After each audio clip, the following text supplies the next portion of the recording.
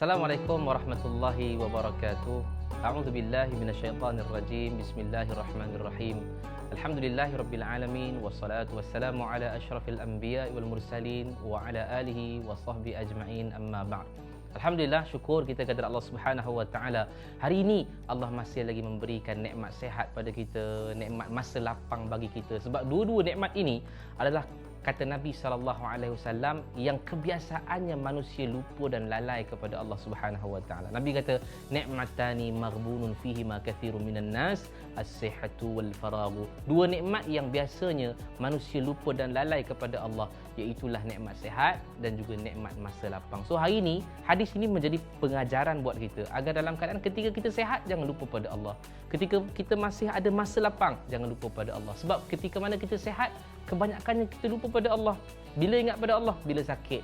Tak percaya, tengok di hospital, di rumah-rumah sakit, berapa ramai orang yang sebut nama Allah. Allah, Allah. Sebab apa? Sebab sakit. Minggu depan keluar hospital, tak sebut lagi dah nama Allah, sebab mereka dah sihat. Yang ni kita tak nak. Dan juga sama masa lapang yang Allah Subhanahu wa taala berikan kepada kita. Berapa ramai orang yang lupa pada Allah bila tengah sibuk, bila tengah padat jadual dan seumpamanya, baru tu, ya Allah, kalau aku boleh pergi masjid lah, kalau Allah boleh semayang lah, mesti aku akan dapat untuk nak dapatkan amal-amal soleh dan ibadat kepada Allah. Tapi bila mana berlakunya masa lapang tu kepada kita, kita lupa. Jadi jadikan hadis ini sebagai pengajaran dan pegangan buat kita agar bila mana kita sihat dan ada masa lapang, jangan kita lupa pada Allah Subhanahu wa taala. Termasuklah perbincangan kita pada hari ini, bila kita ada sihat, bila kita ada masa lapang, jom sama-sama kita beriktikaf di dalam masjid. Sebab iktikaf ini adalah satu amalan yang mulia. Dia adalah sunnah Nabi SAW. Kalau kita tengok iktikaf ini daripada sudut bahasanya, dia adalah berdiam diri. Maksud iktikaf ialah berdiam diri. Tapi kalau dalam pada istilah syariat, dia adalah berdiam diri di dalam masjid dengan tujuannya ialah untuk taqarrub ilallah, iaitulah mendekatkan diri kepada Allah Subhanahu wa taala. Itu tujuannya. Sebab saya yakin bila mana ada orang yang menonton ini, dia tak tahu pun ada iktikaf ibadat tersebut. Sebab kadang-kadang ada orang tak, iktikaf tu apa Ustaz? Sebab kadang-kadang ada orang dia tak pernah buat dan mungkin tak pernah dengar. So mungkin hari ini mungkin ilmu baru buat kita semua. Untuk kita tahu iktikaf ini adalah merupakan sunnah Nabi SAW. Tiap-tiap kali Ramadan, Nabi SAW akan beriktikaf di masjid di 10 akhir Ramadan. 10 akhir Ramadan tu tiap-tiap tahun Nabi akan beriktikaf.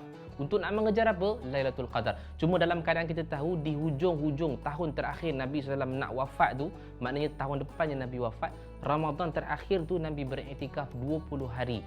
Itu satu benda yang pelik lah kan. Maksudnya Nabi tak pernah buat pun, selalu 10 hari je. Ni isteri Nabi kata 20 hari pula Nabi buat pada tahun tersebut.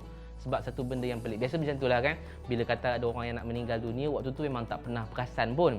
Lepas dah meninggal baru perasan. Sebelum ni kedekut tak hidup masin. Contohlah kawan dia tu kan, kedekut tak hidup masin. Hari tu dia belanja gitu, bom 3 keping.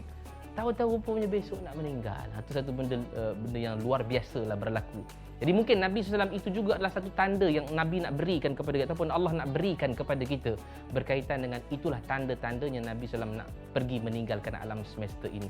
Cuma apa yang saya nak ceritakan berkaitan dengan iktikaf ini, Nabi SAW telah pun beriktikaf 10 akhir di bulan Ramadan tadi. Tujuannya untuk apa? Mendekatkan diri kepada Allah, dan tujuannya adalah untuk nak mencari Lailatul Qadar tu.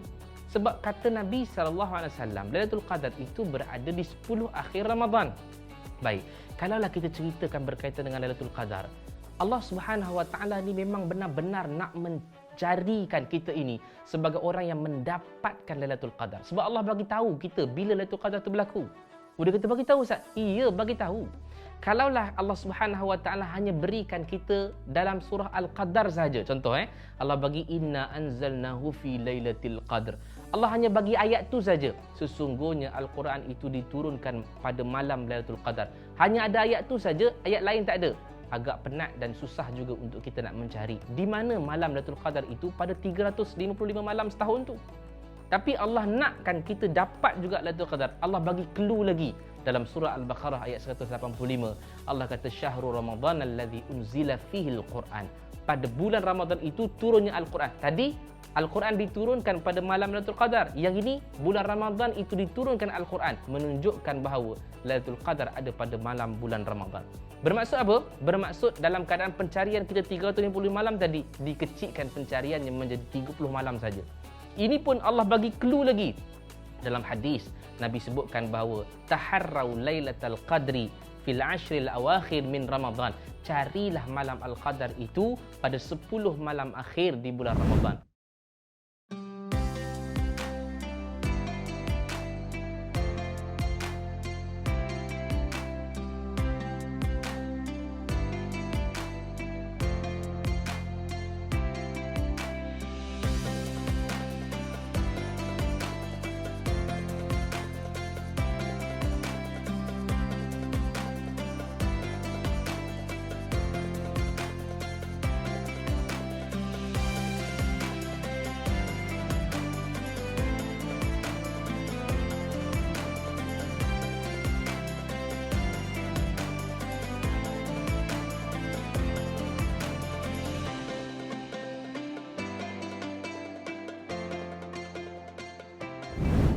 Kecil lagi pencarian daripada 300 menjadi 30. 30 menjadi 10 malam. Itu pun di akhir Ramadan yang sedang kita berada hari ini. Dan ini pun Nabi kecilkan lagi pencarian untuk nak dapatkan juga Lailatul Qadar itu. Nabi sebut apa dalam hadis yang lain? Tambahan fil witri dalam hadis tersebut, iaitulah pada 10 malam akhir di malam-malam yang ganjil. Mungkin malam 21, mungkin malam 23, mungkin malam 25, mungkin malam 27, mungkin malam 29. Bermaksud lagi kecil daripada 300 jadi 30, 30 jadi 10, 10 jadi 5 saja. Okey, mungkin ada orang yang baru dengar hari ini berkaitan dengan iktikaf sebab dia dengar kita sebut tadi dia teringin nak iktikaf. Jadi macam mana cara nak iktikaf? Seorang yang nak beriktikaf dia kena tahu dia ada 4 syarat ataupun 4 rukun yang disebutkan. Bahawa yang pertama sekali mesti ada orang yang beriktikaf. Maksud orang yang beriktikaf tu dialah, maksudnya mu'takif. Dia yang nak beriktikaf. Yang keduanya ialah dalam keadaan kita ini mesti beriktikaf di dalam masjid. Dia kata, Ustaz, kalau surau boleh? Surau tidak dijadikan sebagai iktikaf, melainkan surau yang dia buat solat Jumaat. Kan sekarang ni ada kan surau Jumaat, ada masjid Jami'. Tapi yang paling terbaik ialah masjid lah, masjid yang betul-betul namanya adalah masjid. So dalam masjid sahaja dibenarkan untuk dia beriktikaf. Yang ketiga, niat tu. Sebab kalau kita tidak berniat untuk iktikaf, jadi tak ada apa-apalah pahala untuk kita. Contohnya kalau ada orang yang mungkin dia dengar kuliah maghrib kan. Biasa dia duduk lepas sembahyang maghrib dia duduk tapi tak niat iktikaf. So dia tak akan dapat pahala iktikaf. Dia hanya boleh duduk dan dia dengar ilmu sajalah. Berbeza dengan orang yang lepas sembahyang maghrib dia duduk dia iktikaf. Dia kata sahaja aku beriktikaf dalam masjid ini sunat kerana Allah Taala. Melayu pun tak apalah. Saya lebih sarankan kalau kita yang tak boleh bahasa Arab, tak payah hafal bahasa Arab pun tak apa sebab niat ni pelbagai bahasa. So kalau kita niat dengan bahasa kita sendiri itu lebih mudah macam semayang kan. Kita niat bahasa kita sudah, bahasa Melayu sebab kita lebih faham, lebih kita jadi syok, kita lebih khusyuk dengan apa yang kita buat. So kalau kata nak beriktikaf, niat kita sahaja aku beriktikaf di dalam masjid ini sunat kerana Allah Taala. Sebab kata Nabi SAW, innamal a'malu binniyat. Setiap amalan itu bergantung dengan niat kita sendiri. So maksudnya apa yang kita niatkan kita akan dapat. Kalau kita duduk dalam masjid, kalau kita berniat untuk kita dapat untuk iktikaf, kita akan dapat pahala iktikaf. Kalau kita duduk dalam masjid tidak ada niat iktikaf, maka kita tidak akan dapat pahala iktikaf. Itu yang ketiga. Dan syarat dan rukun yang keempat ialah dia mesti menetap duduk. Baik, di sini ada khilaf para ulama berkaitan dengan tetap ni macam mana. Ada ulama yang membahaskan cukup sekadar dia duduk tetap itu sekadar tomak ninah saja. So tomak ninah ni macam mana pula Ustaz? Baik, tomak ninah ni hanya sekadar-kadar dia boleh sebut subhanallah. Oh, makna sekejap pun boleh Ustaz? Boleh. Nak bagi mudahkan kita, tu yang kita kena tahu. Sebab kadang-kadang ada ulama yang bahas lebih panjang lagi. Dia bukan kadar subhanallah saja. Mungkin dalam keadaan sehari, mungkin dalam keadaan sehari semalam, mungkin dalam keadaan setengah hari. Tapi ada ulama yang ambil sikit saja, iaitu apa? Sekadar-kadar dia duduk tu sekejap, kadar dia subhanallah, cukup dah dapat pahala iktikaf. Itu yang perlu kita tahu. Dan bila kita dah ada empat-empat ni Ustaz, apa yang kita boleh buat? Buatlah apa sahaja yang namanya amal soleh dan kebaikan. Cuma janganlah dalam masjid tu nanti kita duk cerita bab dunia, duk cerita duk pangkat kita siapa, duk cerita harta-harta kita. Itu boleh membatalkan niat iktikaf kita. Tapi kalau kita baca Quran, berzikir, ada orang yang buat ta'lim ataupun buat kuliah, itu antara amalan-amalan yang kita boleh duduk dalam masjid dan niatlah iktikaf.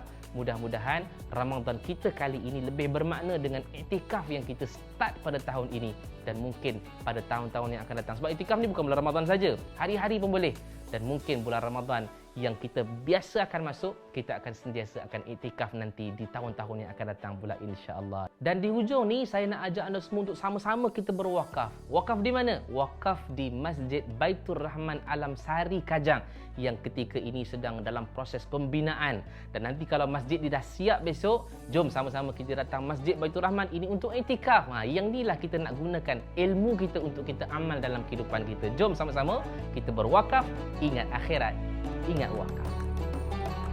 Kapsul Ramadan ini dibawakan khas oleh Masjid Baitur Rahman Alam Sari Kajang.